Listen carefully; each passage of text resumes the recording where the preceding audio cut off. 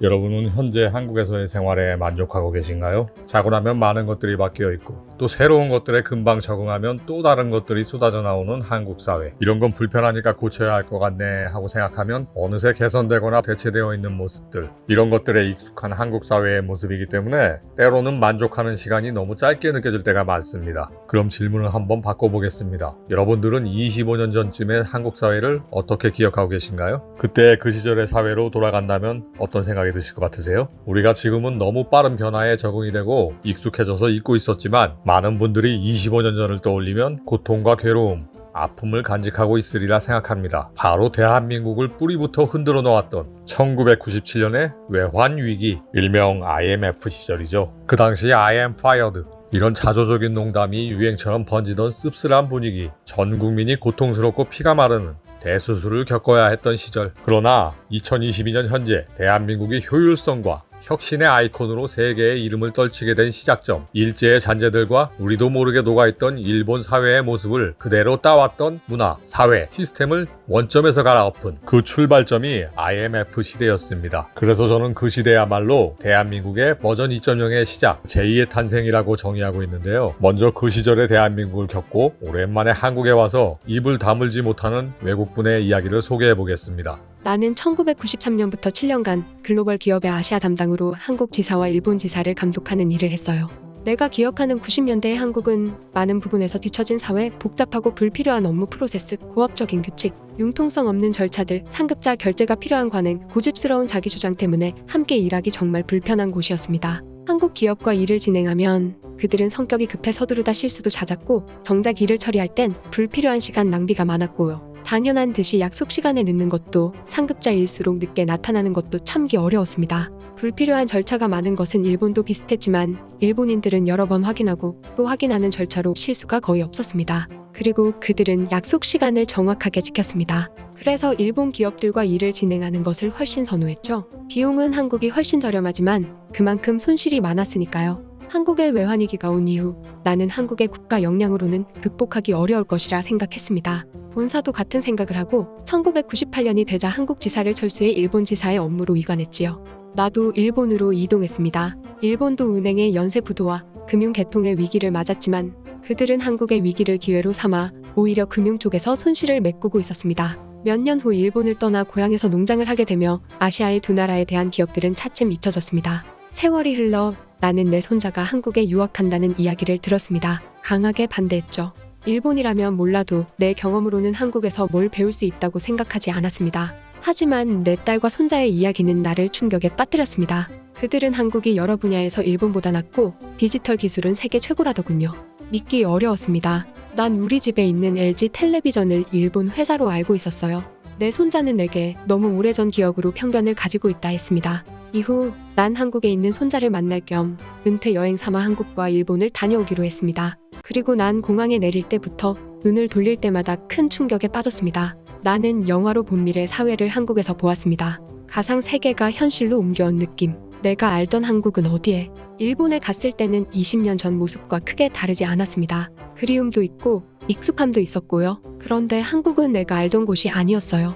나는 손자를 만난 자리에서 내 편견을 인정했습니다. 나는 국가부도 상황에 놓인 국가가 이렇게 되었다는 사실을 믿을 수 없다고 말했고 대체 무슨 일이 일어난 거냐고 물었습니다. 손자와 함께 있던 교수님과 한국 분들이 여러 가지를 설명해 줬습니다. 그렇게 한국에서 먹고 보고 즐긴 모든 것들은 오래된 경험으로 인한 편견이 얼마나 큰 착오를 불러오는지 알 수 있던 값진 경험이었습니다.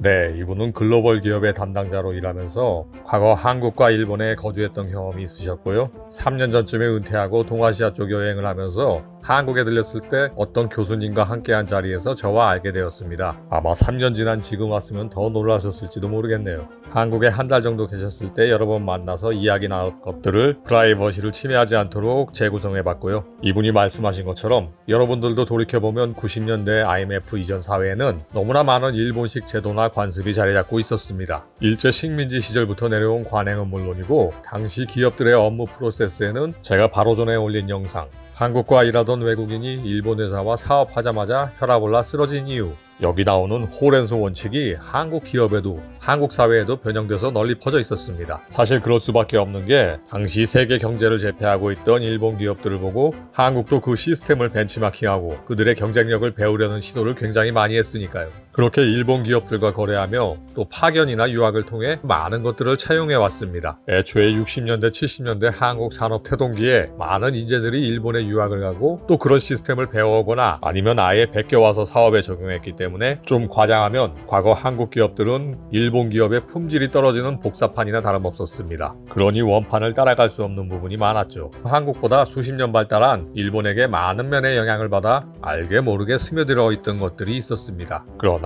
IMF 이후 이 모든 것이 뿌리부터 밑바닥부터 완전히 뒤집어지게 된 겁니다. 여전히 지금도 일본에 남아있는 종신고용 문화, 우리도 존재했던 부분인데 이때를 기점으로 완전히 사라졌고요. 쓸데없는데 돈 들일 수 없는 환경이 되다 보니 불필요한 절차, 불필요한 업무 프로세스에 비용을 삭감하게 되면서 자연스럽게 일본에서 넘어온 관행들이 없어지게 된 거죠. 일본 기업들에서 들여온 과도하게 세분화된 절차도 실용적으로 간소화되기 시작했고요. 규칙을 강요하기보다 결과물을 어떻게 하면 더 빠르고 경제적으로 만들어낼까 여기에 집중하기 시작합니다. 예전 회사에서 제복을 많이 입던 거 쓸데없는 돈 들여서 사원들 제복을 강요하는 문화도 없어졌고요. 수직적인 인사, 보고를 강요하는 문화도 불필요한 낭비라는 인식이 점차 확산되었습니다. 무엇보다 이 시기 이후부터는 현실에 적용해서 개선 효과를 먼저 생각하는 효율성의 관점이 한국 기업과 사회, 문화 모든 면에 정착한 시기입니다. 지금의 한국을 대표하는 극한의 효율성, 이걸 최우선으로 하는 문화가 정착되기 시작한 거죠. 좀 과장해서 표현하면 이때부터는 써먹을 수 없는 지식, 써먹지 못하는 방법론은 쓰레기다. 이런 마인드가 한국 사람들의 머릿속에 자리 잡은 겁니다. 사실 한국도 외환위기 터지기 전에는 기업뿐만 아니라 사회 전반에 불필요한 허례허식이나 절차 이런 것들이 참 많았습니다. 그렇게 모양새를 갖추는 게 예의고 관례다 이렇게 생각했죠. 여기까지 들으시면 어라 어디랑 많이 닮았는데? 이런 생각 드실 겁니다. 네, 바로 일본의 모습이죠. 지금까지도 그런 걸 중시하는 일본의 모습이 외환위기 이전에 한국에서도 많이 있었습니다. 한번 곰곰이 25년 전, 30년 전 그때로 시계를 돌려보시면 떠오르는 게 몇 가지 있으실 겁니다. 오히려 지금보다도 훨씬 더 일제시절에 치를 떨고 일본에 대한 거부감이 심했던 시대인데 아이러니하게도 지금과는 비교도 안 되게 일본의 사회 문화, 업무, 관행 모든 것들이 한국 사회에 녹아 있었습니다. 저는 그래서 이 IMF 시대 이후에야말로 일본의 잔재를 밑바닥부터 청소할 수 있었던 계기라고 생각합니다. 물론 이 과정에서 많은 고통을 겪었고 그로 인해 가정과 경제에도 큰 타격을 입었지만 이런 고통스럽고 아픈 과정이 없이 어떻게 몸속에 기생하고 있는 숙주를 제거하고 뿌리까지 박혀있던 걸 뽑아낼 수 있었겠습니까?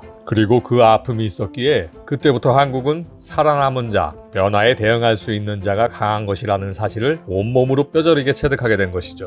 그리고 또 하나, 기업의 고용보장이 사실상 사라져버린 이후 90년대 말에서 2000년대 초반 많은 젊고 유능한 인재들이 자신의 창의력과 혁신성을 무기로 삼아 첨단 산업과 IT 응용 분야에 뛰어들게 되었습니다. 이들이 지금의 디지털 한국을 만든 토양이 되었죠. 만약 저때 아무 일 없이 한국의 기업들이 그대로 일본의 저품질 카피 같은 기업 문화와 업무 절차를 그대로 유지하고 있었으면 벤처기업과 스타트업에서 창의력으로 한국의 기술 혁명을 이끌어낸 젊은이들이 그 능력을 발휘할 수 있었을까요? 아마도 보고서 작성할 때 서두와 결론 작성 지침서, 상사에게 결제 올릴 때 손을 아래에 받치는 법, 제복을 입을 때 지켜야 할 에티켓, 이런 데 시간 낭비하고 보고에 또 보고, 보고에 또 보고, 수정 후 다시 보고, 이런 분위기에서 혁신적인 기술들이 아이디어가 세상에 나올 기회조차 없었으리라 생각합니다. 그냥 승진에 힘쓰고 상사의 절대 복종하는 회사원 1, 회사원 2가 있었겠죠. 마치 일본처럼요. 이런 스타트업, 벤처의 문화가 반대로 대기업과 중견기업에도 영향을 줘서 더욱더 효율적이고 혁신적인 문화로 개선하도록 자극을 줬고 더더욱 산업 전반의 체질을 바꿔가는 훌륭한 선순환 구조를 만들었다 생각합니다. 그리고 IMF 시대 이후에도 여전히 그런 불필요한 업무 관행과 문화를 버리지 못한 기업들은 어느새 하나둘씩 사라지고 몰락해 갔습니다. 또한 국가적인 위기를 극복한 경험 그 자체만으로도 한국인들에겐 엄청난 위기 대응 방안과 학습 효과라는 시너지를 불러왔고요. 그로 인해 크고 작은 파도가 일렁일 때마다 한국은 다른 나라들과 정반대로 위기에서 기회를 먼저 찾는 통찰력을 가지게 되었습니다. 이렇게 IMF 시대는